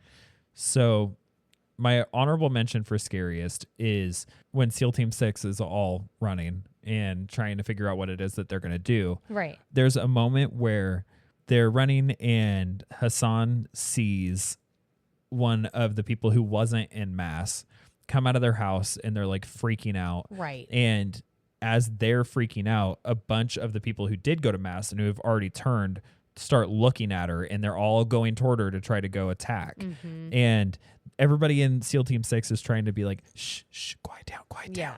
And she's not quieting down. Mm-hmm. She's obviously in a panic state. Right. And so Hassan shoots at one of the people. I don't think they really indicate who it is that's going after her. Yeah. I don't remember if he shoots at them or if he shoots the angel when it lands on her. Yeah. I don't remember which one he does. Yeah. I think he shoots at the angel. Yeah, because that's when the angel grabs her and just goes straight up like Jeepers Creepers style. Yeah. And then the honorable mention for that scene is that then everybody all of the villagers who have turned look right at them. Yeah. And you get to see like the heads turn, you get to see the glaring eyes. Yeah. And that part for me was just like, ooh, okay, that's actually pretty spooky. Fuck that. Yeah, right? Yeah. They all look like they've been an Oculus. Yeah. Right? They had the Oculus treatment. Yeah. Yeah. And then my scariest was when it's just Warren and Lisa who are on their own, and they go into the abandoned house. They go in there and you can tell that they're trying to just kind of like regroup for a second and like figure out what it is that they're going to do. And they have a lighter on them, and the lighter shows that the angel is there feeding on somebody. Feeding on that woman. Yeah. Yeah. Feeding on that woman that it just jeepers creepers out into that house. And it kind of like looks at them for a second, or like turns its head for a second, and then starts focusing again on eating. And there's a moment where they're looking at the angel, and then the lighter goes out, and then they have to flick it back on again. And I was terrified because I thought that when they flicked the lighter back on again, it was going to be like right in front of her. Or gone. Yeah. Right? Like, yeah, or right? gone. Like I thought that was going to be like here's a gimme jump scare moment. Definitely. And it wasn't, but it still scared the shit out of me because that's what I was expecting. Oh, shit. Oh, absolutely. Yeah. I actually, that's my scariest scene. Really? It really is. Because Nice. I really like, just to piggyback off of you, and backtracking just a single moment, right before they got to the abandoned house, they stopped at Joe Colley's house. They were hiding inside for a second from a group of vampires. And Lisa grabbed Joe's gun from the wall. Not the one that she was paralyzed with, but his grandfather's gun. Yeah. Right? And Warren says, "What's the point?" And she says, "Minutes." And so they load the gun up, and then they go into the abandoned house. And so when she flicks the lighter back on, the angel hasn't moved. He's still eating this woman, and she's sobbing, right? Like she can't get away. Obviously, he's holding her down. And so Warren's like, "Let's get out of here." And Lisa points the rifle and she shoots the angel. And the angel just kind of like reacts like she flicked him. Yeah. Like she fucking like smacked him on the side. He kind of just like goes like, eh. And then he just goes back to what he's doing. And she shoots him a second time, and he kind of goes like, stop it, right? It's just obnoxious to him. It's not getting him to stop what he's doing. And so it's at that point that they're like, okay, we need to fucking go. Yeah. And so then Lisa's like, you can tell she takes a second. Yeah. And then she's like, burn it. Yeah. Burn it. Yeah. No, I'm glad you brought that up, because Yeah. I do like that they did that, right? And I love this. I love it too. Yeah, I'm really glad you brought that up, because then they go, okay, well, if he's not going to do anything, right? They grab the gas can that they grabbed from Joe's house, right? And they pour it all over the house. I think they even splashed them with it. They did. Poor girl, poor woman, but sorry. Yeah. You know? Oh, well, and they do it all the way outside, right? And there was tension in that moment too, because they drag that line of gas so far out. And I'm like, just light it. Just light it. Just light it. Just light it. You're gonna light the whole goddamn. Yeah. Well, yeah. I love when they light it on fire, and it goes in, and then you hear the angel just go and just burst out of the top of the house. That was a good one. What did you have for honorable mentions? So for honorable mentions, I had just a couple of them. So Bev's Molotov cocktail actually got me. When they were all talking and the Molotov cocktail just came through the window, I went, oh, God damn it. Yeah. Yeah. So I definitely got me. Hearing people being murdered outside when SEAL Team 6 was hanging out in Aaron's house, like just them like all having to listen to people dying outside and not really being able to do much about it. Yeah. And just kind of when like hearing people's houses getting raided and just thinking to yourself like, okay, when are they going to come to my house? Like what's stopping them from coming to my house right now? Yeah. Because eventually it's going to be everybody. Yeah, they're not just not going to hit your house up. It's a very small area. It's like if we were going to try to hide in any house in Drain and they were just like sweeping it from one side of the town to the other. Like there wouldn't be a lot of places for you to hide. No. Well, there'd be plenty of places to hide, but not like ones with 4 walls and a roof and a toilet and like food. Yeah. Not a livable place to hide. Not a livable place to hide, right? And then finally I had, oh no, I've already brought that up. That was Bev scolding Howie for slaughtering his family and then having the audacity to exile him. rude. I'm trying to think, though. I'm sure there's... Oh, I wanted to bring this scene up because I think it is important. We kind of brought it up in some of like our faves and honorable mentions. But how we talked about how the church got burned down, but not how the rec center got burned down, right? Because they were going to burn down everything, Bev and Sturge, like the whole vampire clan. They were going to burn down everything else so that the only refuge was the church and by default the rec center because they needed more cots and beds. Yeah. So we know how the church got burned down, but the rec center, they were doing the same treatment. I think it was Hassan. Yeah. I think it was Hassan. I think it was just Hassan. I don't think he had backup. Hassan and Aaron. Yeah. They were pouring gasoline all over the rec center. And when Hassan came out, he was just about to light it. Bev shot Hassan in the leg and like mortally wounded him. And Bev's like, how fucking dare you? Like, how it spews off a bunch of racist shit. Super right. Yeah. And then Aaron picks up the lighter and she goes to light it. And that's when the angel goes and grabs her and we go into your like scene. And right when you think that like, I think at that point, I don't remember if Hassan gets shot the second time. No, I think it's afterwards. You think that like all hope is lost. Like, oh no, like their plan has been foiled. And then Ali picks up the lighter and fucking lights it and throws it in there and lights it on fire. And then I think it's after that point that Bev shoots Hassan again. She like shoots him in like the chest area, and it's like in the middle of somebody's sentence or something like that. Like I can't quite remember, but I wanted to at least bring up like how did the rec center also get burnt down? Oh my god! Because there was definitely a plan. It was like Sarah was gonna go burn down the church, and then Hassan and Aaron were gonna go burn down the rec center. Like that's how they divvied it up because they didn't have Annie at that point. That the Ollie moment was like. Oh, I loved that because I loved that he had that same revelation, if I'm using the title card, that Father Paul had after the fact, right? Thinking that this was the true path and that you were following your religion and that this was the answer. And then after the fact, realizing very quickly, like, oh no, this wasn't the answer at all. It wasn't even remotely what I thought it was. And even though I can't change it, I can't undo it, I can also make sure that nothing else happens. And you know, they're doing it too, like Ali especially, and Father Paul, like you're getting rid of places that you would be using as refuges too. Yeah. Right? Like they're also doing those things in the service of like, I'm also putting the nail in my coffin too. Yeah. Just as much as I'm putting it in everybody else's.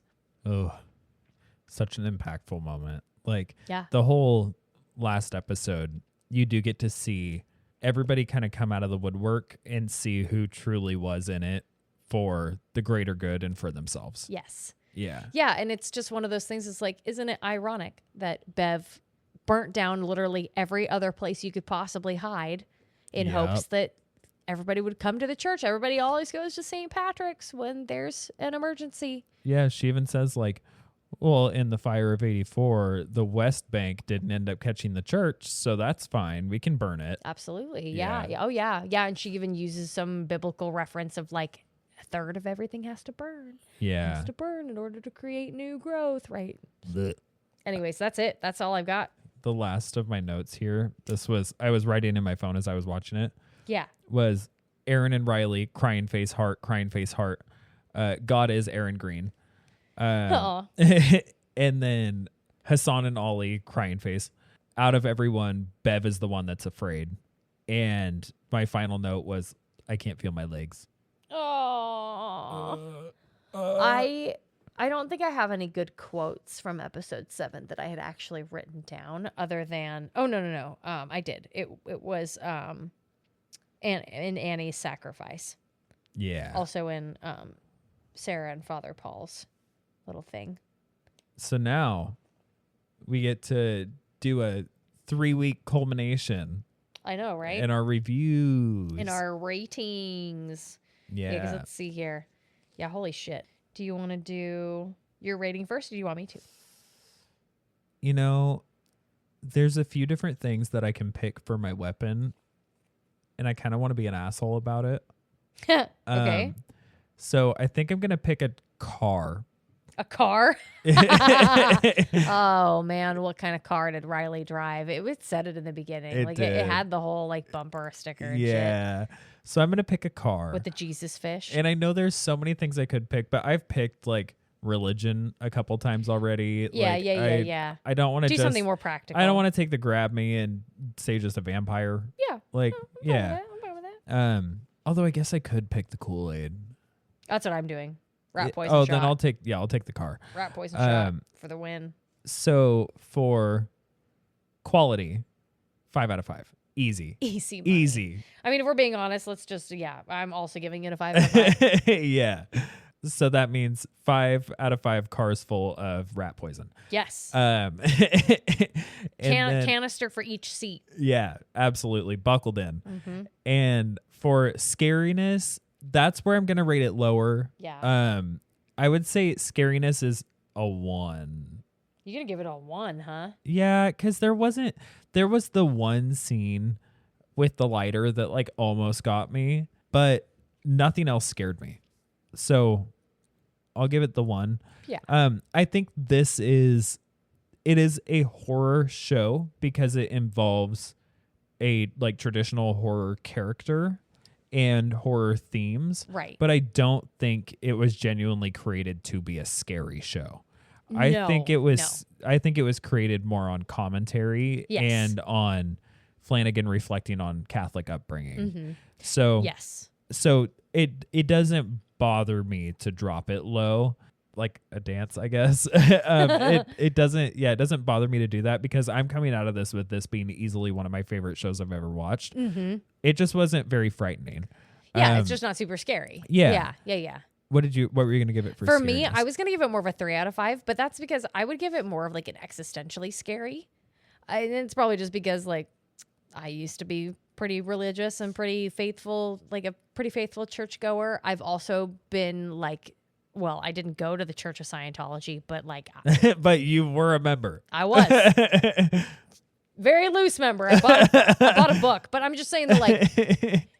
Some people are very easily persuaded, and I like a lot of the social commentary that this show goes into. And for me, a lot of that scare factor is less about the stuff that's on screen and more about the like narrative that it's telling. Yeah. And how realistic that can be. Not the vampire part, obviously, but like just this idea of like institutionalized religion, small town vibes, and small town culture. Yeah. Right. Yeah. I also really like give a lot of props to this idea of like Ali and Hassan trying to teach Ali like his way of religion and then kind of watching his son be seduced by another religion and having mixed feelings about that. Yeah. And to me, I see it from this perspective of like, okay, well, what does that say about your religion if you feel kind of weird about him being enticed by other religions, right? But yeah. on the same side or maybe even the other side of the coin, like I also understand it from this idea of like religion is scary, right? Like it can be used for very great, very good purposes, but not all the time. I would even argue to say not even most of the time. See, and I think this does show a really good contrast between the two of us too, because I think I always take the approach of religion just being bad and oppressive. Yeah. Like me, that's the rule. And then there are exceptions where it does good things for people. And when I contemplate like existential things, I end up kind of running into the, like, I think it's half nihilist, half absurdist sort of view where it's just like, it doesn't fucking mean anything. Like, I don't care that it means anything. Right. That's the bigger part of it, is that like, in my opinion, trying to find meaning in life is like, I don't feel like I need to explain it. Like, yeah, it's an insane exercise. Yeah. For me, I'm just like, whatever, it's energy that's happening. Right. And so I think that probably takes some of the fear factor out of it for me. No, I got you. Is because, when I think about like all of that, I'm just like, yeah, whatever. No, religion always sucks. Yeah. And I get it. I appreciate that perspective, and I'm glad that you have a different perspective than I do. I wish I didn't. I mean, I don't know. Religion can sometimes seem very cool to me, very enticing, and I can definitely understand it for people that like have no other community. Yeah. I think if I were to like not have anybody tomorrow, right? Like I just think about just waking up and just being all alone. I think probably the first place I'd probably go would be church, church, right? Just to find other people to talk to that you knew would be welcoming. I was starting to try to contemplate where I would go. And literally the only thing I could think of was like, oh, I'd go to Vancouver Island in BC and go lay on a hot rock with some marmots and like that. And that would be perfect, right? Yeah, be like, hey guys, they're all gone. Everybody's gone. They're all gone. It's just us now. It's the most wonderful thing in the whole world. Teach me how to eat all summer and sleep all winter. Yes. That sounds great. Awesome. All right, what about rewatchability? 5 out of 5. Yeah, Easy. Same. Easy. Like this is one of those shows I could rewatch it like once every few months. Yeah. I could just have it on as background music. Until it gets to episode 7, then I'm just going to be crying all the time. Yeah. And I'll tell you too, like, I don't typically listen to hymns, right? Cause I'm not super religious now, but like I find myself singing a lot of the hymns that are in this show. Yeah. But also like you have something else to assign those to. Yes. Like you're not assigning it to religion. You're assigning it to a badass show. Yeah. No, absolutely. Yeah. Definitely. All right. Damn. Well, then I think that's just what you doing. Yeah. What you been doing. That's a wrap on Midnight Mass. On fucking Midnight Mass. What a fucking good experience. Yeah, I knew that you'd like it. Yeah. I knew you'd like it from whatever past you've had with religion, and then also like another Flanagan. Yeah. Right. And I love the evolution of it. Like I've seen a lot of Flanagan things. Yeah. But I feel like Midnight Mass is his best work that he's done so far to date. And it shows. I mean, like it's literally come up. I don't know if we should do trivia for this or not, but Midnight Mass has shown up in a lot of his other works as either like a book in the background or like somebody's talking about it in the show itself. Okay. So he's just been waiting for like the right time to like bring it up or to like actually get it made. I love that. And I didn't think about doing trivia. Do you want me to do that real quick? Sure. I do have to shout out. There have been 2 people who have been telling me forever to watch this. Yeah. One of them is you. Yeah. And the other one is Issa. And he said almost the exact same thing. I was like live Snapchatting him as I was watching it last night for the most part. And he responded and was like, I knew you were going to like it. Both you guys gave a fucking solid recommendation. Mm-hmm. I'm glad we covered this because otherwise I probably wouldn't have watched it. I'm not good at watching things. Well, yeah. So like, and especially if they have like a religious aspect, you just like, Yeah. Like I just like when I have time to kill, I don't turn on the TV. So like that's I never would have watched it just on that alone. Yeah, definitely. So I'm glad that I had influence to watch it. Yeah, and you knew it was going to be good. It's so fucking cool. Yeah. So for trivia, in Mike Flanagan's previous work, Gerald's Game, Jesse, portrayed by Carla Gugino, throws the book with the title Midnight Mass at the dog, which is also the name of the book Maddie, Kate Siegel, was writing in Hush. Ooh, okay. So, yeah. So it's like Maddie's writing like Midnight Mass in the movie Hush, and then like Jesse, who's in Gerald's Game, like throws a copy of her book like across the room in Gerald's Game. Interesting. I know. This is so fucking cool. I didn't realize that Gerald's Game is a Flanagan thing. That's a Flanagan and King together. And Carla Gugino. That's nuts. Yeah, because Carla Gugino is also in a lot of Flanagan things. That's nuts. I know. I didn't realize that. Well, now actually there's more. Because I didn't realize that King and Flanagan had really worked together much. Mm-hmm. But now there's more, and there's about to be more. Also. Yeah. So, yeah. Rahul Kohli, who played Hassan, and Mike Flanagan both really loved Joel Miller from The Last of Us. And he inspired Sheriff Hassan's entire dress sense. Nice. That's cute. There is a strong clue that the demon vampire did not survive. Lisa's last line, "I can't feel my legs," shows that she lost her gift. In vampire lore, when the head vampire is destroyed, the ones that have been infected that have not yet been killed, that have not yet killed a human or drank human blood, can be released. Sad she can't feel her legs, but honestly, fuck the vampire. Right. Oh, this is a little bit more. I like this. Kate Siegel played the protagonist author in the 2016 film Hush, where her character had previously written her first novel with the title Midnight Mass. The fictional novel also features Riley, Aaron, and Father Paul, and the scenes of Riley hitting the young teenager and Aaron clipping the angel's wings are briefly referenced. Ooh, okay. Mm-hmm. The angel shares traits with Aluka, a type of vampiric demon. Aluka are first mentioned in Proverbs, same as the episode title where it first appears. Aloka are also a biblical reference to Jewish people. Oh, really? Yeah. Oh, it's anti-Semitism. That's fucked. Yep. Okay. Yep. Just, Christianity doing what it does best. Right. The official trailer of the series featured the song Somewhere Only We Know by Keane, with a somewhat unsettling refrain of the verse, "So tell me when you're gonna let me in." Midnight Mass is eventually revealed to be a vampire horror story, although the word vampire is never used. One of the classic rules of vampire lore is that the creature can only enter houses that it has been invited to. Which I wondered, when I read that trivia point, I tried really hard when watching Midnight Mass to see if at any point, any of the vampires, waited to come in until they were summoned, but I never really noticed. I would have only been Father Paul. Yeah, I was trying to keep track of that too, because I was thinking when all hell is broken loose and everybody's just kind of trying to find people to feed on, I was trying to see if anybody just abjectly broke in, and I think a lot of them did. Yeah. Right. So that rule wouldn't apply. I don't know necessarily though whether they were breaking into their own houses. I don't know either. Yeah, I don't know honestly, because also, why wouldn't Bev and Sturge just break in? Exactly. Yeah, true. They were throwing stuff to entice people to come out. Yeah. Plot hole. Oh, we're gonna have to rewatch it. We're gonna have to rewatch it. Yep. Just seeing if there's any others.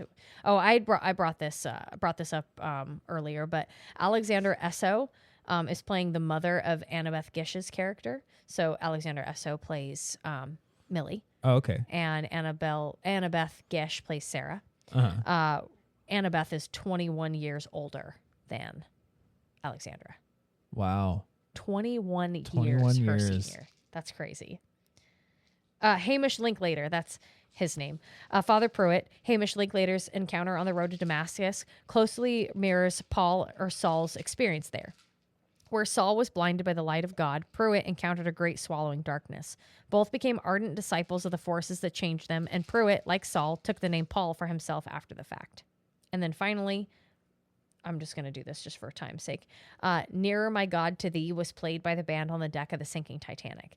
As it is sung by the doomed islanders, a ship's wheel is seen in the background. Ooh, that's a nice little touch. I know. I didn't notice that. Sprinkle. I did not notice that at all. So, what doing? This last week, what did we do? Oh, we actually hosted Harrison's brother Thompson and his girlfriend Becky, which was kind of fun. We had just kind of put it on the calendar as just a hangout day. Mm-hmm. So Saturday we ended up going to Forest Park. We tried to get to Pittock Mansion.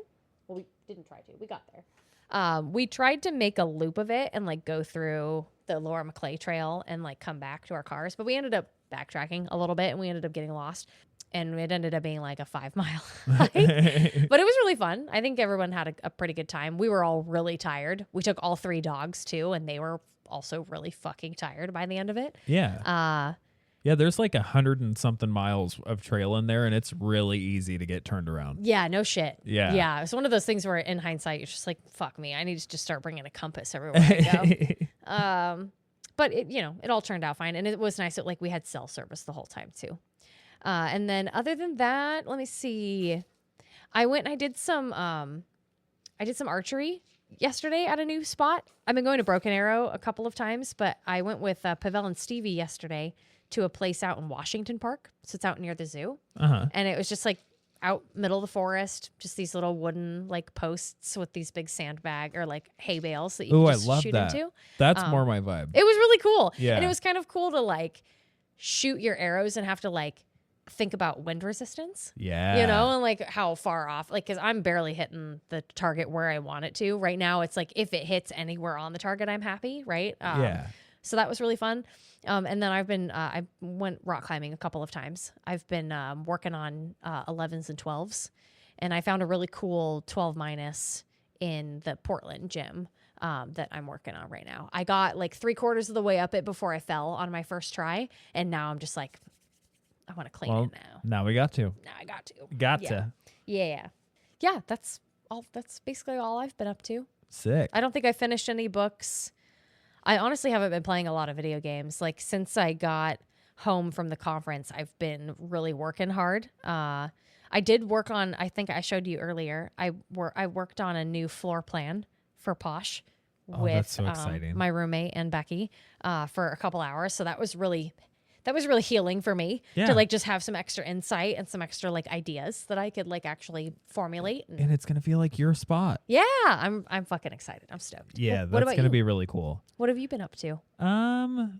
So the last week has been fairly interesting. It started off really strong. Yeah. And then the last few days have been not strong. But over the weekend, I was supposed to go backpacking with my friend Jordan. It turned into a day hike, but it was such a cool experience. We went out McCall Point out in the gorge. Okay. We went out there. The wildflowers were all in bloom. It was gorgeous. It's just like, it was crowded as fuck, but the flowers were so pretty that it was definitely worth it. Right. And that was the first time that I had been like anywhere near a rattlesnake. I didn't hear it and I didn't see it, but the people right in front of us did. So that was an interesting thing.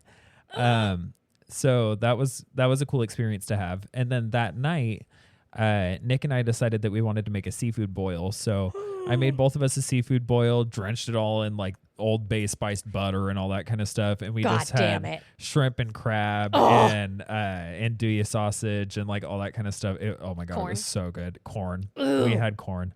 Love corn. And Mom was gone for the weekend, so we had the weekend to ourselves. Ooh. And just kind of like had the house. Yeah, that's nice. It was really nice. And then Sunday, we just kind of like were lazy for the most part. But then Mom came home, and so for dinner for her for Mother's Day, I made fajitas. Mm-hmm. That was a good time. Yeah. And then I read one book over the week, and it was the second book in the Dark Tower series, and it was really fucking good. Oh. Like I'm having a hard time deciding whether I like the first one or the second one better, because the first one is far more like Western coded. Yeah. And I like that aspect of it. But the second one is comedic in some really fun ways. Interesting. Yeah. And it still, plays around with some really dark elements. Absolutely. But it was so fucking funny at the same time. Yeah. Interesting. And a lot of references to modern day. Yeah. That like, or what would have been modern day then. That like the first one didn't really have. Yeah. So that was a really fun read. And I'm making myself, I set a budget for books for every month, and I reached my budget early this month. So I already have the third one, but I know as soon as it gets to the 1st of June, I'm going to buy the fourth one. So I'm waiting until the last week of this month to read the third one, so I can read the fourth one right after. Right. Right. You're not like waiting. Yeah. And so in the in-between time, I'm reading, I have a guide that's called Botany in a Day, and it helps you with just kind of like breaking down really simple botany concepts into a little bit more digestible materials so that you can identify things a little bit easier. Yeah, sure. And I really love the way that it lays everything out. So I've just been kind of like flipping through that, brushing up on some of those things. And then I'm also at night before bed reading a book that's called The Language of Trees. Mm-hmm. And it's a collection of writing, like short format writing, from a bunch of different authors, everything from like Robin Wall Kimmerer, who is famous for like braiding sweetgrass and gathering moss, all the way up to like there's like some indigenous recipes in there, like that sort of stuff. But it's all just talking about different writings on trees. Yeah. It's really cool. Such a beautiful book. And it has everything from like really high level science concepts that kind of get a little in the weeds with things, sure, all the way down to like, there's like song lyrics from a song that's in there, and it's just all related to whatever the current topic for that section is. That's interesting. It's really pretty. Okay. So highly recommend those. The last few days have just kind of been bogged down with work. Yep. And dead end job, nowhere for me to go, Mm-hmm. like that sort of stuff.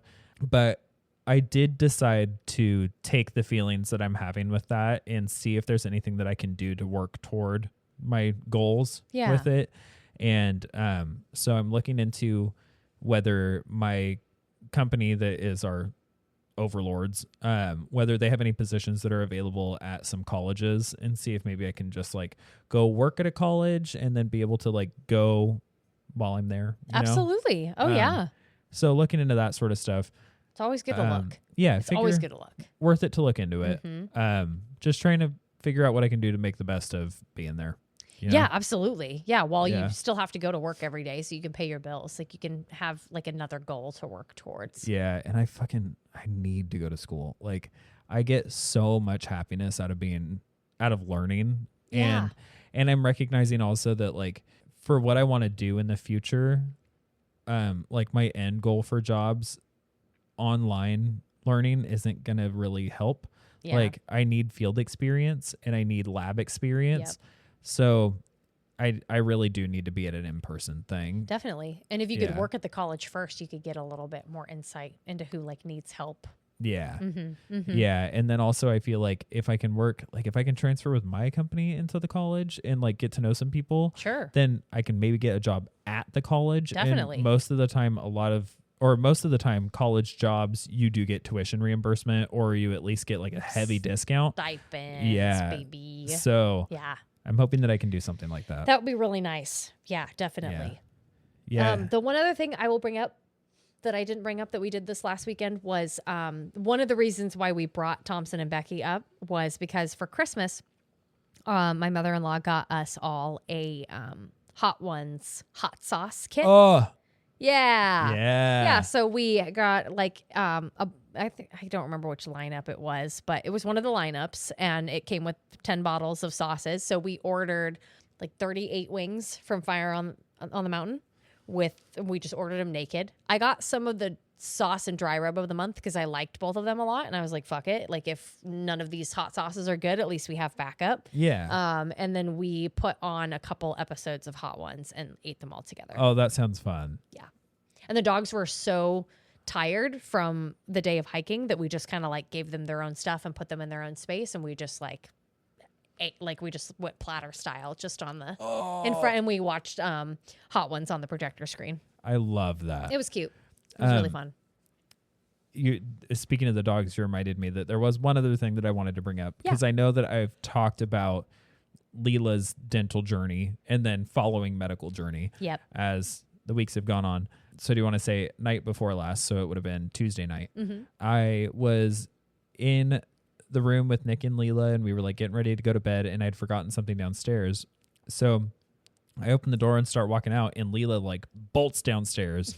She grabs her toy, and she has the most intense case of zoomies she's had since she was like 3 years old, and just starts like bolting around the house, trying to get everybody to play with her toy. Played like a little bit of tug, and it was just so cool as a pet parent to see like how much better she's feeling when I didn't even know that she was in that much pain. Absolutely. And I kick myself for not recognizing it, but I'm so happy that we finally went and like got it done. And it sucks that now she's missing well over 2/3 of her teeth, but she's happier. She's happy. But she's happier. Yeah. She's happy, and she's figuring it out. I get the guilt because right now Echo's dealing with this like foot issue where she like won't stop chewing on her feet. And so I understand the guilt. Dogs and cats for that matter, they're really good at masking pain and like making it look like everything is okay even when nothing is. And so it's like, I appreciated, and I'll bring this up to you, because I appreciated when Owen told me this over the weekend because right now, like, all of the treatments that I've been doing on Echo have been working, but every time that we're not watching her, she's chewing on her feet. And so we've like tried socks and a cone and a donut and like these little duck waiter things that I bought and like a combination of all of the above, right? And the other day I was like putting her socks on, and I was like taping up the bottoms. And Owen just said, like, I can tell you're trying. Like, I know this is frustrating and like you've tried all of these different things, but like I can tell you're trying. Like that counts for something. It does. It does. And just to add into the comment about like cats and dogs hide a lot of their pain. Yeah. And it's like, yeah, unless they're trying to manipulate you with it. Like, oh, I'm hurt. I'm hurt. I need treats. My eye hurts so much. They know what they're doing. Mm-hmm. Sometimes they will milk it for all it's worth. Oh, yeah. But you know what? I give in. I'm so glad that she's feeling better, though. Me too. That's good confirmation. It is. For sure. Yeah. But until next time, I think that's where we should end this for the evening. Yeah. Next week, we're going to have a guest. Oh, that's right. Yeah. Oh, my God. We'll stick around for that, bitches. Oh, it's going to be so much fun. And we're covering a classic. Yeah. It's going to be so good. Mm-hmm. So good. All right. Love you. Bye. Bye. Hey, everybody. It's Karina. I'd like to tell you of a couple of announcements. We have got a Patreon now. You can subscribe at patreon.com/itsalwaysspooky. For $5 a month, we will be having some very special features, so stay tuned for those. Starting with every week, we'll be posting what episode we're planning on doing, so please make sure that you post your scariest and your favorite scenes so that we can feature them in the episode. If Patreon isn't your speed, you can also send us a tip on our Ko-fi account. That's kofi.com/itsalwaysspooky. Please, please, please also email us your spooky stories and any recommendations to itsalwaysspookypodcast@gmail.com. Thank you so much. It's always spooky.